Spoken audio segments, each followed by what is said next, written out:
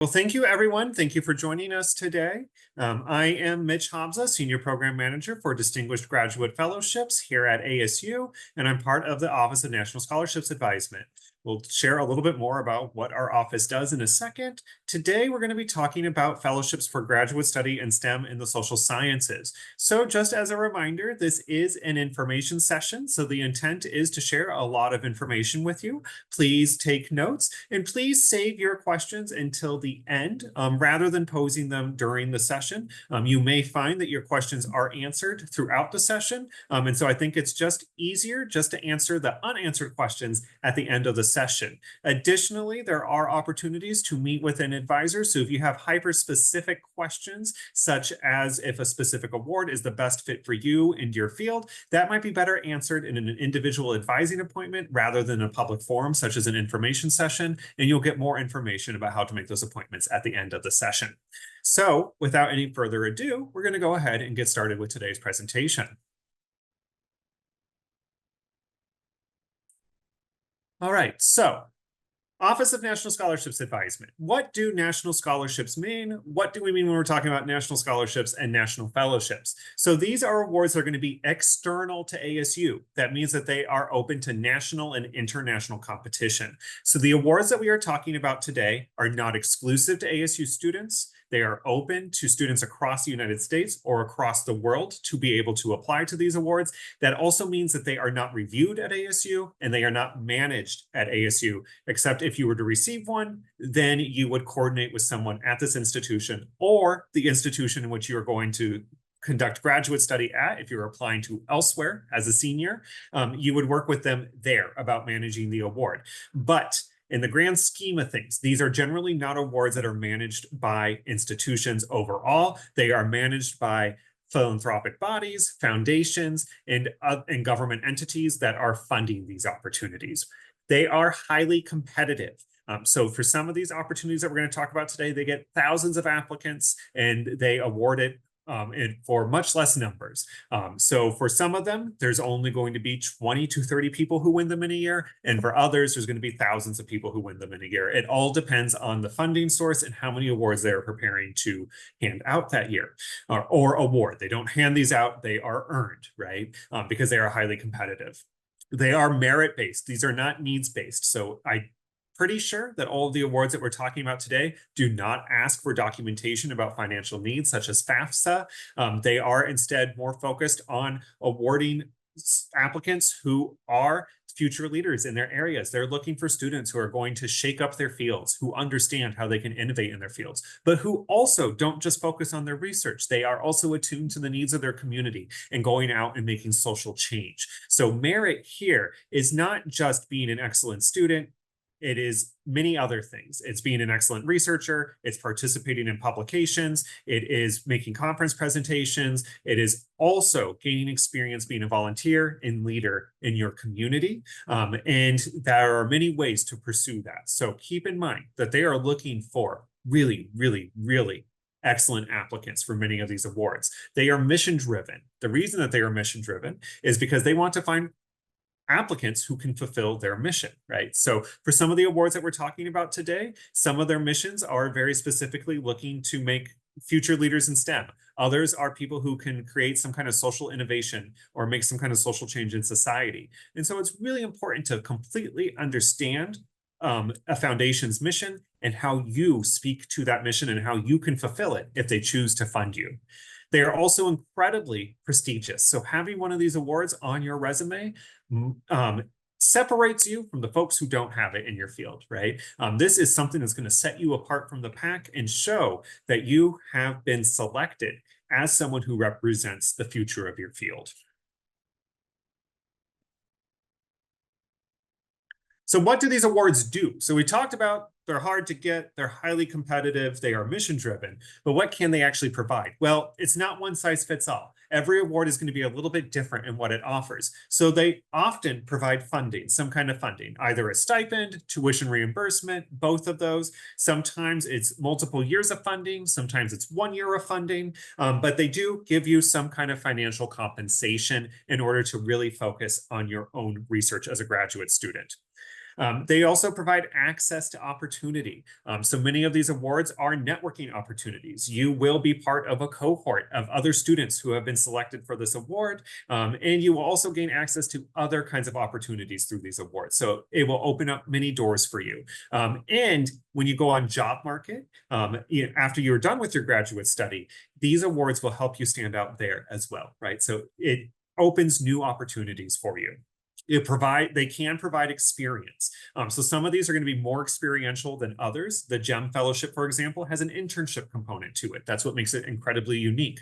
And so sometimes they come with really interesting, cool experiences that help you develop as a researcher, as a student, and you wouldn't have access to those opportunities otherwise. They also can provide training. If there is a training component, sometimes they have leadership training, sometimes they have professional development opportunities provided for their fellows, and it also provides status. Again, these are incredibly prestigious, distinguished awards, and so having one of these means that you have been selected out of hundreds, if not thousands of applicants who have applied.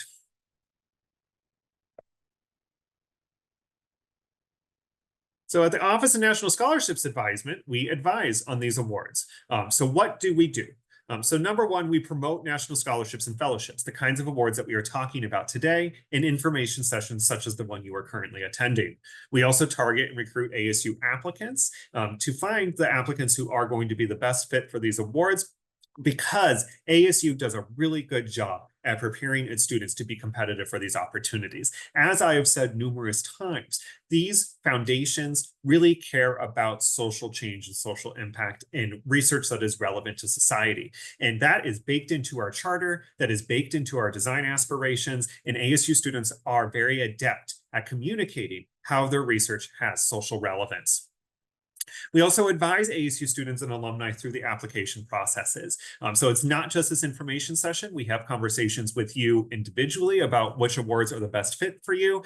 We provide guidance throughout the application process. I will say the bulk of work that we do with applicants is actually providing writing support for them. My own degree is a doctorate in rhetoric and composition. That's a fancy term for writing studies. It's part of English departments across the country.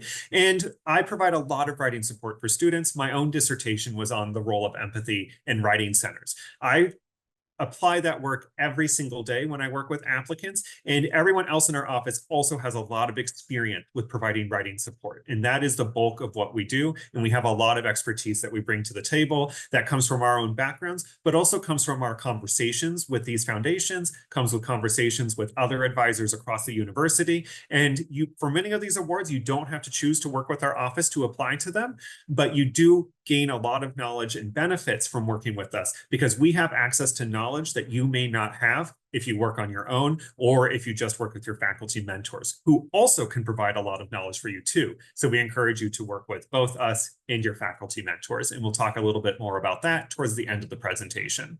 We also manage nomination processes. So I don't believe any of the awards that we're talking about today, aside from Fulbright, have any kind of campus endorsement or nomination process. But if an award does require that, only 4 people from this institution can go forward and apply to this, then we do manage that nomination process and nominate 4 people to go forward, right? But you don't really have to worry about that with most of the awards we're talking about today. And then we develop programming and curriculum for ASU students. We have Canvas courses with materials for some of the awards that we're talking about today, namely NSF, GRFP, and Fulbright. But we also have a lot of other materials, writing resources that we share with applicants to help them improve both their applications, but also help them grow as writers, because we are always growing as writers.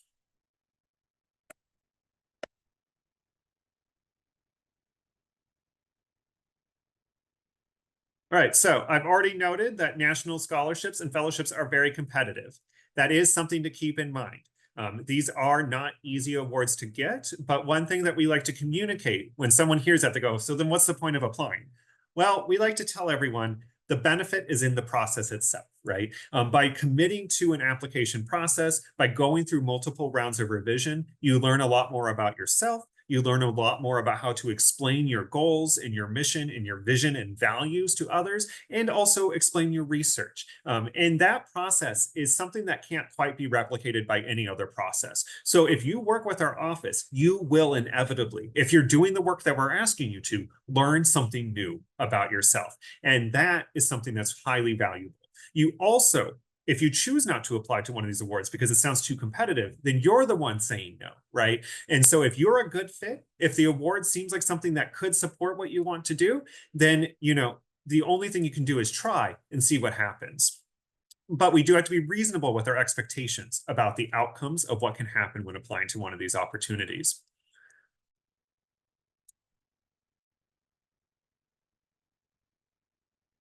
All right, fact number 2. The application process can be challenging. And so you do have to be prepared to work hard.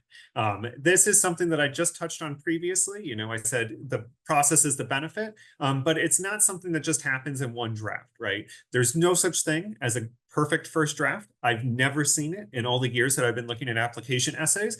And the way that we get to a competitive application is going through multiple rounds of revision, getting asked a lot of very challenging questions that ask you to justify what you're doing and why you're doing it, and explaining it all in a cohesive way that is easy to skim through. That's not something that happens in 1 to 2 drafts. And so you do have to be prepared to work hard, have some patience with both yourself and the process in order to really grow as a student.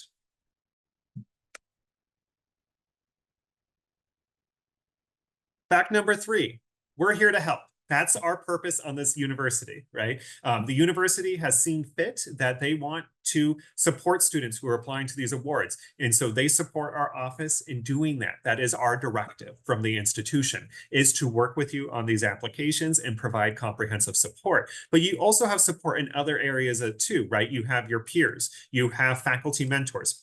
Everyone at ASU is highly collaborative, highly supportive. And so please work throughout all of your networks in order to get the support you need to put forth a competitive application.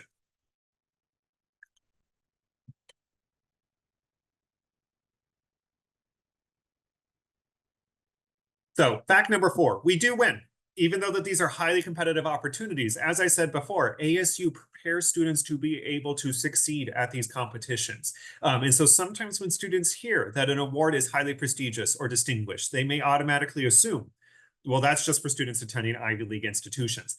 That is true for some awards, but not the ones we are talking about today, right? The awards that we are talking about today are within reach of ASU students. And again, ASU prepares you to be successful at applying to these opportunities. All right, so how do we get started? Where do we get started at? Number 1, we want to make sure that we understand what our objectives are, that we understand why we are doing what we are doing. Where are we going? What is your rationale for applying to graduate school? Why do you need to go to graduate school to get the expertise you need for a future career? What impact do you want to have in that future career? Having a fundamental understanding of your motivations and what you plan to do in the future is important because, again, these awards are mission driven. So you do have to communicate your future plans, your reasoning for attending graduate school, and why these people should financially support you to attend graduate school in order to make the kind of impact you want to have in the world. So we have to start with some reflection and think about, what do you want to do? Where are you going? And why does it matter to you? And why does it matter to your audience, right? What benefit do you bring to the table that they should financially support? You also want to explore your available resources. So there's ONSA, there's writing centers, there's a lot of databases out there to find fellowships and opportunities that you can see what's beyond the scope of this presentation. I'm just going to cover some awards, but this is not exhaustive. And there's other resources out there too. How can your faculty support you in these applications? What expertise can they bring to the table? Sometimes your faculty mentors might have reviewed for some of these applications. And so they're going to have a different perspective than what we would have, where we talk to reviewers, we talk to foundations, but we don't oftentimes serve in that reviewing role because we don't have the qualifications, the disciplinary qualifications, right? So for many of these STEM awards, they are looking for people with STEM degrees to review these applications. However, my background is in the humanities, but I provide a lot of generalized writing feedback, right? So different Areas of expertise can be useful for you. So you want to gather as many of your resources as possible.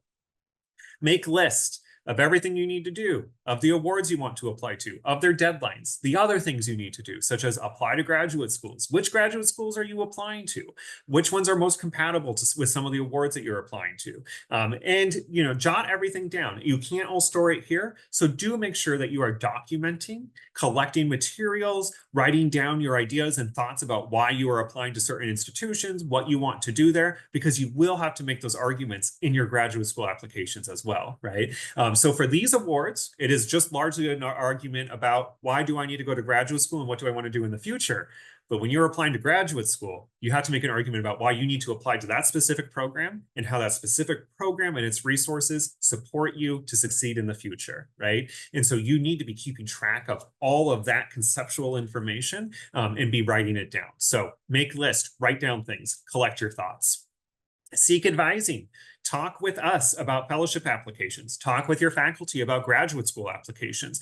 Listen for opportunities to learn more about applying to graduate school. Some departments and programs may run programming about how to put together competitive applications or what to expect from graduate school. Please be attending those this fall. Learn as much as you can to be successful in your pursuit of graduate study. It is hard, it is difficult, it can be challenging, but there are resources out there that can support you in pursuit of these opportunities.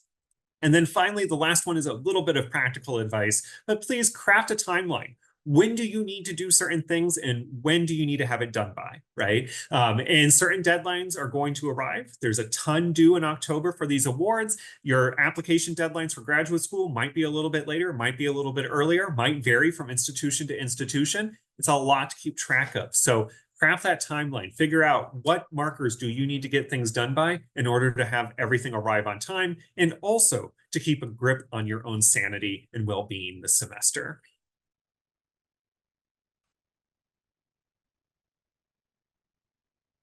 Right. So the first award that we're going to talk about is the National Science Foundation Graduate Research Fellowship Program, or what's also known as the NSF GRFP.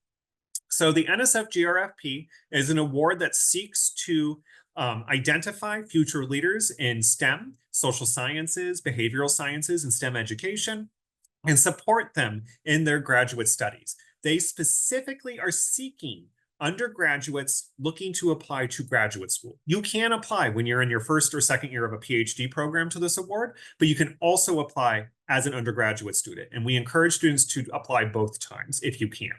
But especially you want to apply as an undergraduate because they are looking to support students going into graduate school. That is their funding priority. So this is the time to apply if you are eligible. So it is open to students in STEM, social and behavioral sciences, and STEM education, as I said before, and they have a list of all of the areas that they support. So for social sciences in particular, there are some social sciences that are not included in their list. You'll want to go and double check and make sure you are eligible. You can find out more of that information on their website and what's known as the solicitation. And when you click on that solicitation, you can go to the appendix, which I believe is on page 24, if you're taking notes. And you can get down to page 24 and start looking at what the 11 major fields are and all the subfields for those major fields. It is a 5-year fellowship. So if you enter with a doctoral program, with this award, you can be a fellow for all 5 years. However, you only have 3 years of funding. So there will be 2 years in which you do not have funding. What funding means in this context is that you get 3 years of a $37,000 stipend that takes place of the need of you being an RA or a TA, a research assistant or a teaching assistant. Many students in graduate school, that's how they fund their studies. They work for the department or they work for some other unit or program as a graduate assistant.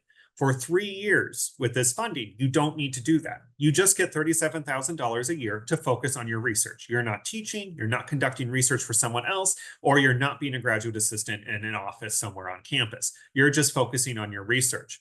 Then for 2 years, you have the opportunity to get some teaching experience, to get some research experience in someone's lab. So that's the rationale behind the funding not being there for the full 5 years, because that teaching experience, that research experience is still really valuable for the job market if you plan to become a faculty member, for example, or that research experience might be really important when you're working in someone else's lab to go and when you're applying to industry and taking that experience into industry with you.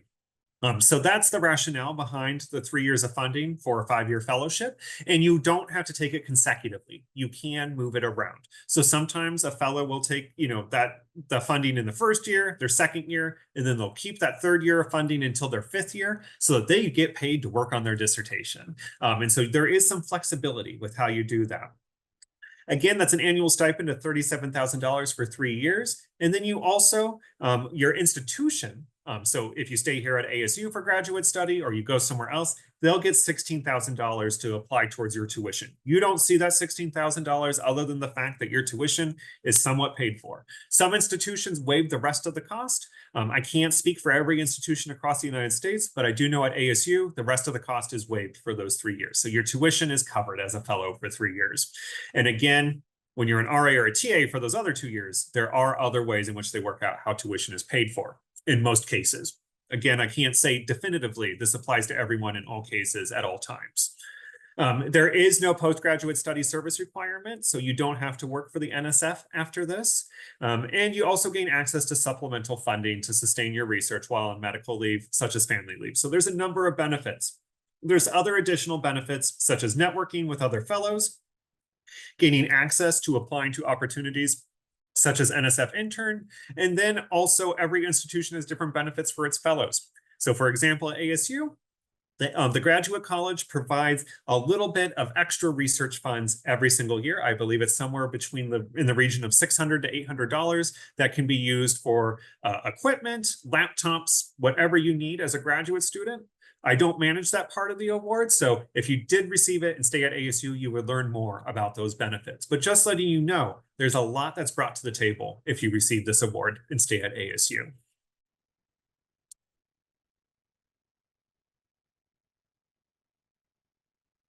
Before I move on to the GEM Fellowship, I did want to add that this is one of the major awards that our office supports and promotes. I'll share a little bit more about how to get started with that process. But if you are interested in the NSF GRFP, you would want to make an intake appointment to start that process. The deadline is approaching soon. It's in October, and we're asking that everyone complete their onboarding process by the end of September. And I'll talk a little bit more about that towards the end. But this is one of the major awards that we support. We have lots of programming for supporting applications for this award, including our fellows at ASU who volunteer to be mentors every year and work with applicants. They're wonderful. They're excited to work with applicants this year. They're already emailing me asking when they can get started, and we'll be starting that all very soon. So there's a lot of support here for you if you choose to apply to the NSF GRFP.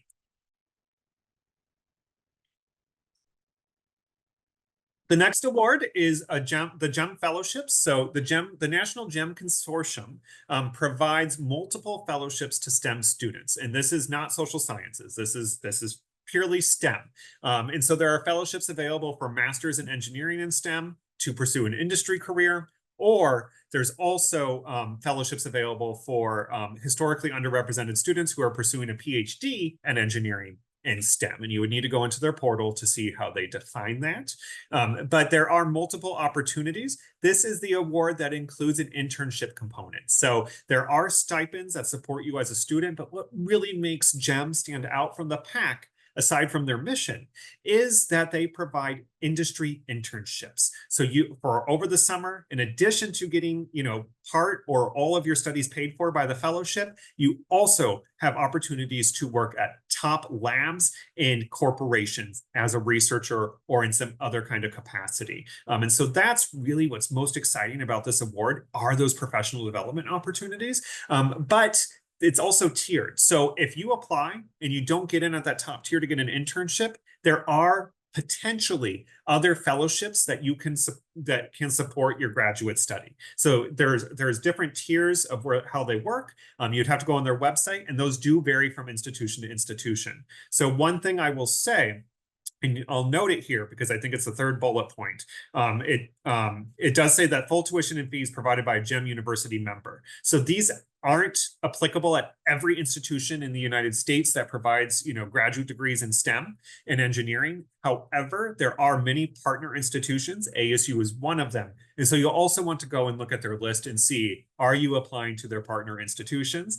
But what also makes GEM exciting is that it explicitly supports master's degrees. There aren't many awards out there that are explicitly for master's degrees. So if you are just pursuing a master's and you are eligible to apply to GEM, I would encourage you to do so, and you can reapply. With NSF-GRFP, you have a limited number of applications. With GEM, you have multiple applications that you can go through. Again, there are those 3 tiers. So it's one of those awards that I encourage students to apply as many times as they can to see what they get. And the stipends vary. So for master's students, it's $4,000 per semester for 4 semesters. And then PhD, $16,000 for 1 year. And my understanding is that these are renewable. So it's not just a one-time award. And then you also gain access to GEM alumni networks, meetings with GEM fellows, and I have attended their conferences. They are incredibly supportive of the students that they work with, incredibly supportive of each other as professionals. It's a great network to be a part of.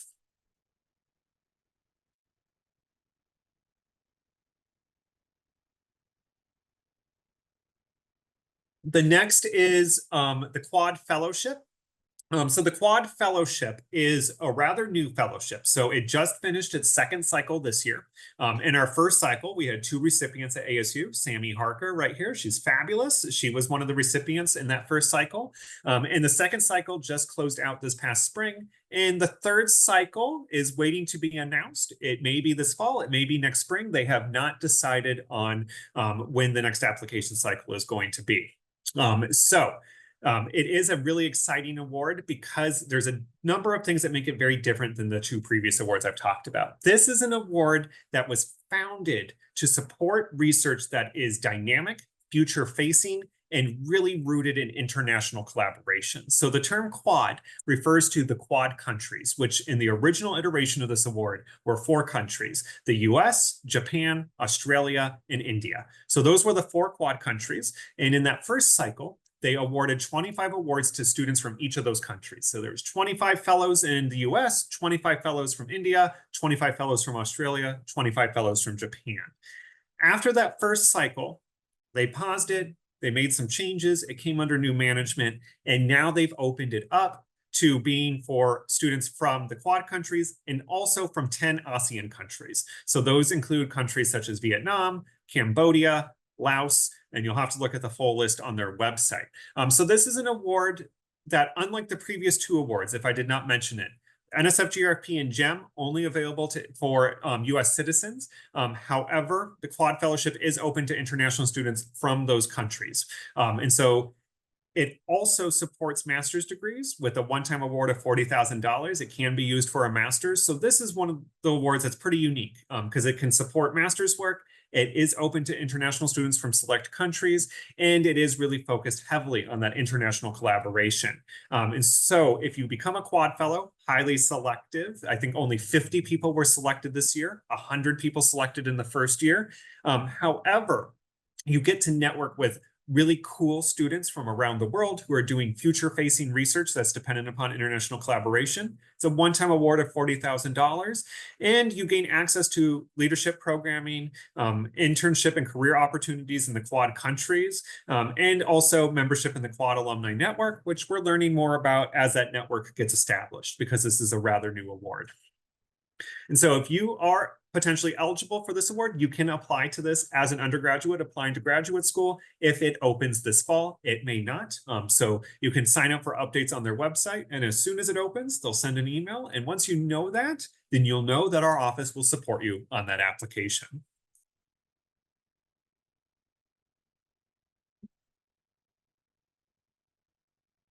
The Hertz Fellowship, I'll just go ahead and say, is only open to US citizens, like the NSF-GRFP and like the GEM Fellowship, but it is also really focused on future-facing research. They want to see research that is addressing near short-term societal problems. And they also ask their applicants to make a moral commitment to supporting the United States in times of a national crisis.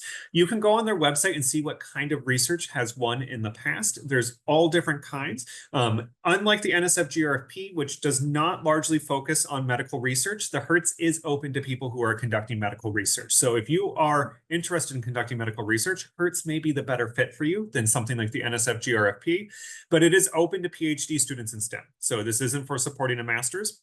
You can apply as an undergraduate and as a first-year PhD student. It is highly, highly competitive. I think only about roughly 40 people get this in a single year. And it is a one-year PhD fellowship that's renewable for up to 5 years. So that's another reason that it makes it highly competitive, is that it can be a source for fully supporting a PhD degree. The stipend varies. It can start at $38,000, but it can also be combined with awards like NSF-GRFP. You can imagine someone who wins this is probably also winning other things. And so they do make flexibility to stack those awards. There's also full tuition equivalent at participating institutions. So this is another award in which there's partner institutions like GEM. And so that's another thing to be looking out for as you're looking for these opportunities. Is this award open to anyone at any institution? Do they have to have certain agreements with certain institutions? If I recall correctly, I do believe that the Hertz website says if you don't find your institution on there, but you do win it, they are willing to open up conversations with that institution about becoming a partner institution. So, don't automatically assume that if you're not applying to one of those institutions or you're not accepted to one of those institutions on the list, that you're out for the count. Because if you do receive this award, I think they're willing to try to find a solution.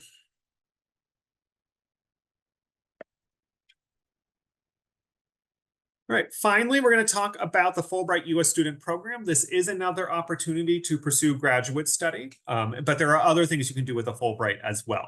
So just going to go ahead and get it out of the way. It is only open to U.S. citizens, and I think our deadline for taking an intake appointment is tomorrow for this. So it is probably too late to start a Fulbright application this year, but you can consider it for next year. Because with Fulbright, all you need is a bachelor's degree to be able to go on a Fulbright. As long as you don't hold a doctoral degree or a terminal degree and you hold a bachelor's degree, you can apply to Fulbright for the rest of your life. You do not need to be enrolled at an institution to apply to a Fulbright. And so for Fulbright, what you can apply to varies from country to country. There's over 140 different countries that are participating because the mission of the Fulbright U.S. Student Program is to build better connections between the United States and the rest of the world. It's a mission that started right at the end of World War II as a way to potentially ensure that something like that did not happen again, through building stronger relationships by the means of sending everyday people around the world to share what it means to be an American, to learn about these other countries, to bring it back into the United States and share what we learned in those countries, right? So the idea was that if everyday citizens are interacting with each other and learning about each other's cultures and countries, we might be able to build more peaceable solutions in the future with each other, right? That this is everyday diplomacy. And that is the true mission of the Fulbright. Now, how can you fulfill that mission? Well, you can go teach English through a Fulbright in a foreign country. You don't even have to be going into a teaching career. So for students who are interested in medical school, for example, but want to take a gap year, teaching English through the Fulbright U.S. Student Program is a great way to build ambassadorial skills because you're working with people across cultural and linguistic differences, very important for your competencies in medical school. You can also apply to graduate studies. So there are certain graduate degrees you can pursue through Fulbright, or you can propose in certain countries to study at one of their institutions in a graduate degree program. They usually only fund one-year master's programs or the first year of a PhD program. So if you are applying to a multi-year program, you may have to secure other kinds of funding for anything past the first year. And then finally, you can also conduct independent research projects. So if there's a lab you want to go work with in another country, or there's a faculty member that you know of in another country, you can go conduct research with them. Some awards prioritize graduate students when conducting that research. Others are specifically for students who are at that post-bac stage, who are in between undergraduate and graduate study and want some more research experience. So there's a lot out there through the Fulbright U.S. Student Program. And the stipends and awards will vary from country to country. So there's a lot of flexibility for what you want to propose. Generally, the timelines are the same. You do go abroad for a full academic year, but that can also vary from country to country. It's a great way to build foundations for long-term international networks. So for students who are interested in not just conducting research for the fun of conducting research overseas, but are like, you know what? I really have an intent to work as a researcher with Argentina for the rest of my career. Fulbright is a pathway to starting to build those relationships or continuing those relationships. And then you can also advance your foreign language proficiency and cultural competency, as I mentioned before, right? So if you have a couple of years of experience with French and you want to keep working on that, Fulbright is another way to keep gaining immersive experience in language usage. And so there's lots of things that you can do with the Fulbright program. We open up our Fulbright Day at the end of spring. So if you're really interested in this, I say check out our website sometime in March and April. I would say March next year is when it would be announced. And we usually have our big Fulbright Day event at the end of March and April. We start working with applicants in April, work with them all throughout the summer, and they submit in the fall. One thing I will note, that we do provide the campus nomination process for Fulbright. So there is a whole process where they ask if you worked with your institution, if you were interviewed by them, and if they could sign a letter to that effect saying that you conducted an interview and they report on the interview. That's what they ask for from a nomination process, and we conduct that process here. So every year we put about roughly 70 to 80 applicants through that process, and it happens in September, which is why we have the deadline. The cutoff for intake appointments is tomorrow, and it might be a little too late to start a Fulbright application now, but you can think about it for next year. All right, so that's just a snapshot of awards you can use to support graduate study in STEM and the social sciences. Many of the awards that we did talk about today were mostly focused on STEM and engineering, but with NSF GRFP and Fulbright, if you are in the social sciences, you can apply to those awards as well, right? Fulbright is interdisciplinary. Any discipline can apply to it. NSF GRFP supports awards in STEM, social sciences, behavioral sciences, and STEM education. So why work with us on an application if you don't need to? With the exception of Fulbright, you don't necessarily need to work with us on one of these applications. And so one of the things I like to communicate to applicants is that we have a lot of knowledge about generalized writing support. We work with people across the disciplines every single day. And one thing to keep in mind for most of these awards, your readers will probably not be from your specific research area. They may not be from your field.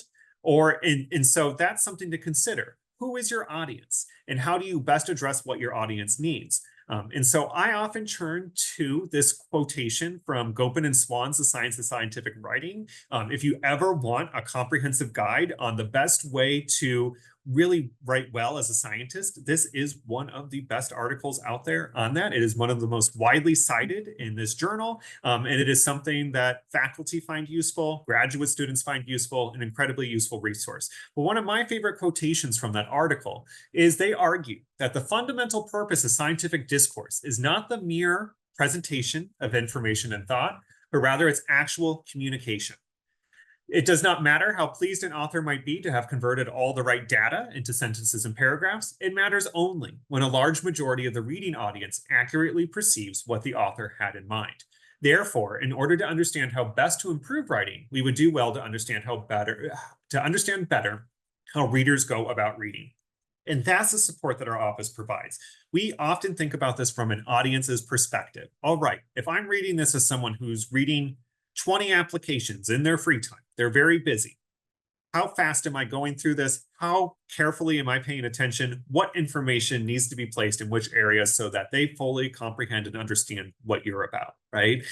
Is this too jargon heavy? Is this too technical? Do you need to demonstrate technicality here, right? So there's those kinds of negotiations and balances that applicants have to make, and we provide a lot of writing feedback on how to make sure that your work is communicable to a large audience and which specific audience for which specific award. The readers for Fulbright are very different from the readers for NSF GRP. Those are two different audiences, two different rhetorical occasions. And if you're just applying for those on your own, you may not be getting feedback that is attuned to those differences. So as I've mentioned before, we do encourage you all to not just work with us, but also with your faculty mentors, right? And so I created this handy chart in order to kind of map out what you might be able to expect from working with different folks with different resources. So your faculty mentors They're incredibly useful resources, right? They are mentoring you, they are educating you, they are experts in your field, and so they can be really helpful for developing, research plans. How do you state a hypothesis or research question that's appropriate to your field? What are the appropriate methods and methodologies to answering those questions, and how do you justify your choice of methods and methodology? How do you outline the expected outcomes so that you communicate to reviewers that you understand when the project's going to be over with, that you have finished, you are done, and you are ready to proceed with something like a publication or disseminating the research in some other capacity. And so your faculty mentors are going to be really good at that. They may also have experience with some of these awards. They may have served on review committees. That's an extra bonus, right? Sometimes they don't have that experience. So we do have to make sure that you are working with different people with different experiences. So fellowships advisors, on the other hand, we're going to be more genre experts. So we're going to have an understanding of who this audience is and what their expectations might be. We get reviewer feedback. We hear back from them. We observe their panels, right? We see a lot of the inner workings, as much as they're willing to share. Some foundations are less transparent than others about their proceedings, but we try to learn as much as we can to give you the information you need to put together the most competitive application possible. We also deeply understand selection criteria. What are reviewers looking for, and how do we make sure that you are addressing their specific selection criteria? We also help you understand how to avoid cliches. Your experience is just your own application and maybe a couple of samples that you read. So you don't read 40 to 50 of these in a year, right? We do. And so we understand what everyone is saying in their application, and we can help you avoid saying what everyone else has been saying, right? To really help you stand out from the pack. We can also help with clarity, and all of us have a good understanding of how to put together a good story, right? So for personal statements, especially, we can help you come up with a compelling narrative that helps them understand your values, who you are, where you're going, and how your objectives align with their mission. Finally, for some of our awards, such as Fulbright and NSF-GRFP, we do have peer review opportunities to where you can collaborate with your peers, get feedback from them as well. And I find that ASU students are highly collaborative and supportive of each other in these opportunities. So you can get feedback also there on accessibility and clarity. Does someone outside of your research area understand what the heck you're proposing? Also sharing ideas and challenges, and positive encouragement. You all are really great at working with each other, and we really appreciate all the good work that you do in our peer review sessions. And then finally, why else get writing support from ONSA, right? So here's a couple of things to be considering as you're applying to graduate school as seniors. Composing personal statements and research plans for these awards can translate to other kinds of outcomes. So they will help you better understand your goals through guided deliberative reflection. We ask you a lot of questions about why you care about what you care about and why it's important to you. You might get a little tired of answering them, but you will have a better answer at the end. You better have a better answer at the end of an application cycle. We'll provide you with more practice with explaining your research to a broad audience. Again, it's not just writing to specialists in your field. It's not just writing to faculty in your specific research area, but who is the broader audience, and how do you effectively communicate not just what you're doing, but the value of it, so that they appreciate and understand why it's socially relevant and why it's something that they should provide funding for. You can also sharpen your writing skills through multiple rounds of revision and feedback. As I said at the start of this presentation, we are always growing as writers. And so this is an opportunity to continue that growth. And then you can also open up more opportunities to discuss your goals and research with mentors who write your reference letters, right? So it's not just reaching out to someone and saying, can you write me a reference letter? Thanks, never will talk to you again. Right? Instead, it's here's my application materials. Here's how I understand why this award is a good fit for me. Here's what I want to do in graduate school. Here's what I want to do after graduate school. The more knowledge that they have about you, the better equipped they are to be more specific in their reference letters and really speak to the materials in your application, and also provide you feedback, provide you guidance, provide you mentorship, right? So these are natural conversation starters with the people who are your mentors. All of these benefits that I have just described can positively transfer to your graduate school applications. So just to be clear, we do not review graduate school applications. They are too highly specific and disciplinary for a generalist to provide really good feedback on. However, I have heard from our applicants a number of times, especially students who got into their dream programs at highly competitive universities. They have said to me that working on these kinds of applications, especially the NSF-GRFP, really help them understand who they are and make better arguments about what they want to do in their graduate school applications. And so these do feed into each other, which is another important reason to be doing them at the same time rather than waiting to apply in your first year of a PhD program. I'm just going to pause for a second to take a drink of water and let you read through some of the feedback that we've gotten from applicants. So this is feedback that students have specifically sent to me or shared about my work with them. And so it just gives you a sense of the kinds of benefits that students get from working with our office.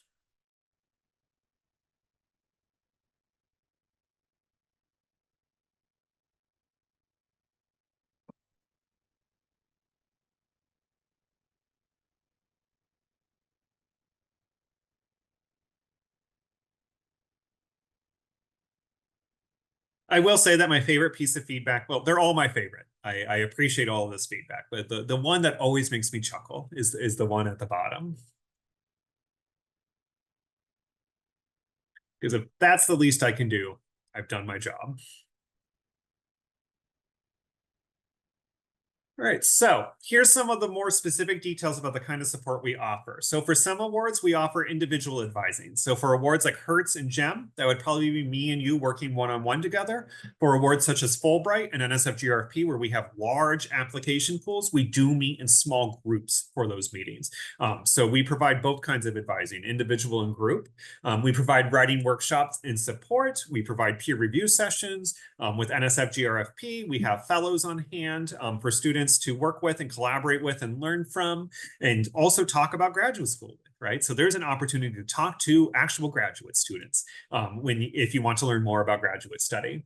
And we also provide opportunities for peer and individual review. So I will look at essays individually. I will work with you in small groups. And we do support for most graduate level awards. So if it does support graduate study, even if it wasn't included in this presentation, please reach out and ask if we can help support that application. The sooner you do it, the better, right? So many awards are already open now. And so you want to, or go ahead and get those plans in gear, have conversations with us about how we can support you. I cannot be very helpful if I'm looking at a first draft 2 days before the deadline. I just can't, right? There's not enough time to revise that and apply that feedback. And I might not be able to look at it 2 days before a deadline because I'm already working with a high net volume of applicants, right? So you do want to plan ahead, ask for help early, and get ingratiated into the workload and the workflow in order to best collaborate with our office.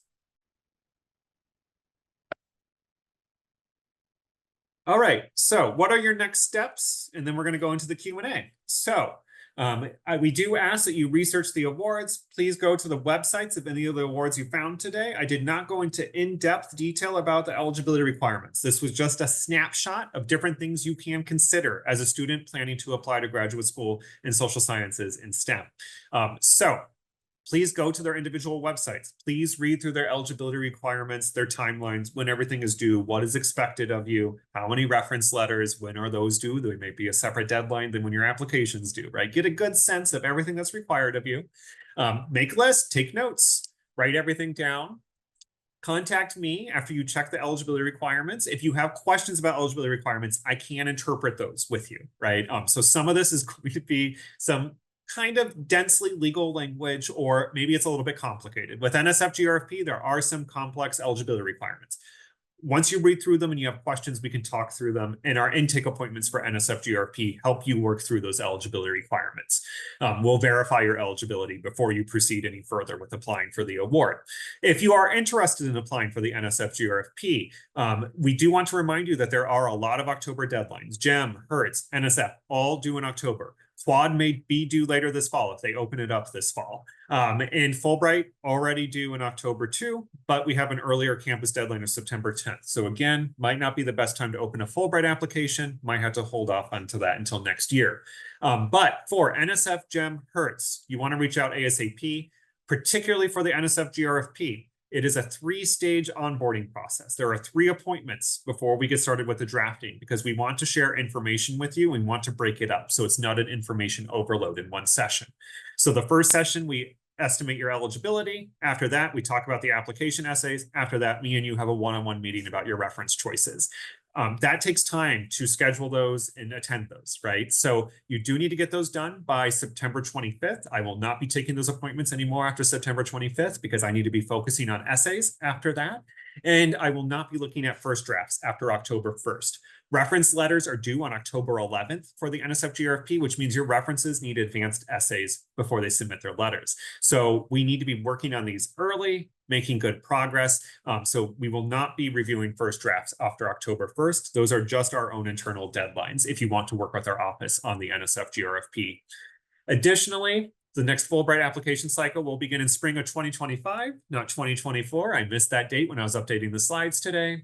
And Quad's next deadline, as I've noted, has not been announced yet. All right, what questions do you all have for me today? Going to go ahead and turn it over to the Q&A.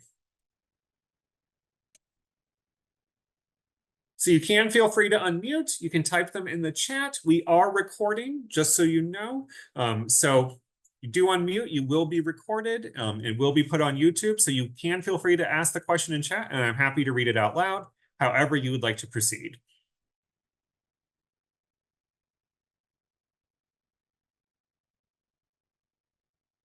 Sure, go ahead. What's your question? Hello, I apologize for coming in a little late, It's and I okay. apologize if you already said this, and I missed it maybe. So I have a question because I'm going to go in, well, I'm planning to go into the MSW program, so it's social sciences, and I'm not really doing research. My focus is more clinical. Right now I'm doing an internship, and so I'm wondering, of course, I have to go and check out the websites and everything, but is that something where is it worth me filling out an application will even be considered because I'm not really research focused. I'm more clinical focused and doing internships and these type of things. So I would say MSW is Masters of Social Work, correct? Yes. Okay, so I don't think any of these awards are going to support professional degrees like an MSW. However, that does not mean there aren't awards out there for you. There are awards out there that support social work, right? I just don't think any Fulbright, I think you can apply because it's multidisciplinary. So I don't think that matters for Fulbright. But for things like the NSF GRP, Hertz, Quad, they generally don't support professional degrees. So I don't think an MSW is the best fit for those awards. However, there are other awards out there that can support an MSW. If you shoot me an email, I can send you a list of some of the awards for social work, not exhaustive, and then I can also send you some databases to keep doing some research. Is that okay? I would sure appreciate that so much. Thank you. Yeah, no problem. I'll put my email in the chat for anyone who wants to send me an email. Okay.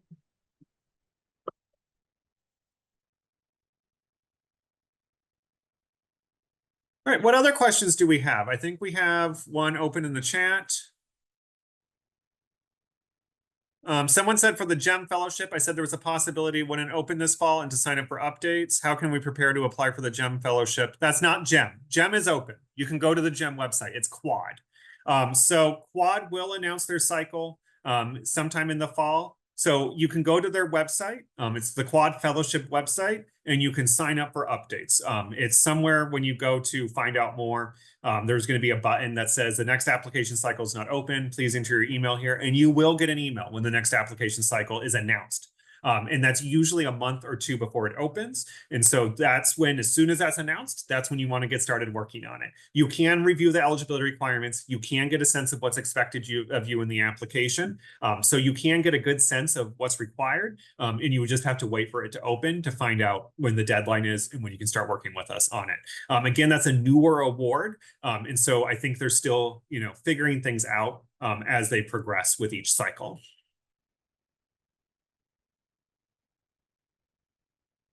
What other questions do we have?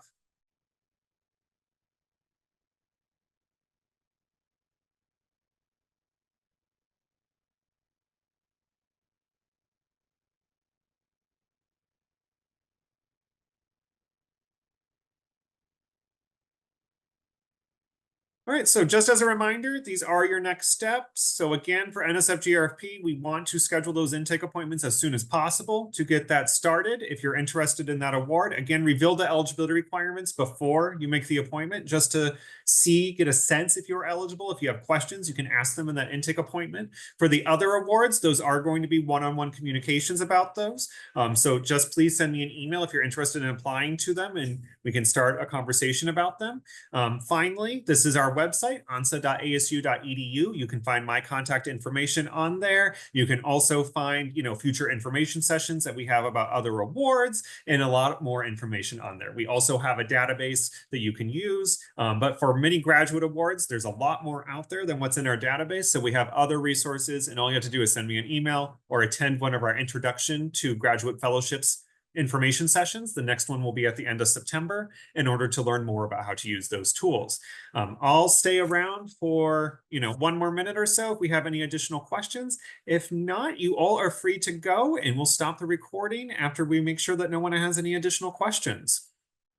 Is there anything else that we wanted to know? So someone did ask if the application materials for GEM and Hertz are similar to the NSF-GRFP. They are very different. So the Hertz essays are very different. The GEM quad essays are all very different. Some of them are longer, some of them are short answers. But I will say you can, heavily revised material between each application. So it wouldn't be, completely rewriting completely new materials, but it also would mean that we can't just like recycle everything, right? So you can't submit the same application for every award because they're so highly individualized. But there will be translation between many of those awards if you choose to apply to, multiple opportunities. And I have worked with students who have applied to 3 to 4 of those opportunities at the same time. It's possible. We just have to work together closely to figure out how to best do that. Do we have any other questions? Great, you're very welcome. I'm glad that you found the information useful. If you have any other additional questions, please feel free to reach out to us. Looking forward to meeting with you all if you choose to work with us on an application. I know it's dinner time, so I'm going to let you all go. Have a good night, everyone, and we hope to see you soon.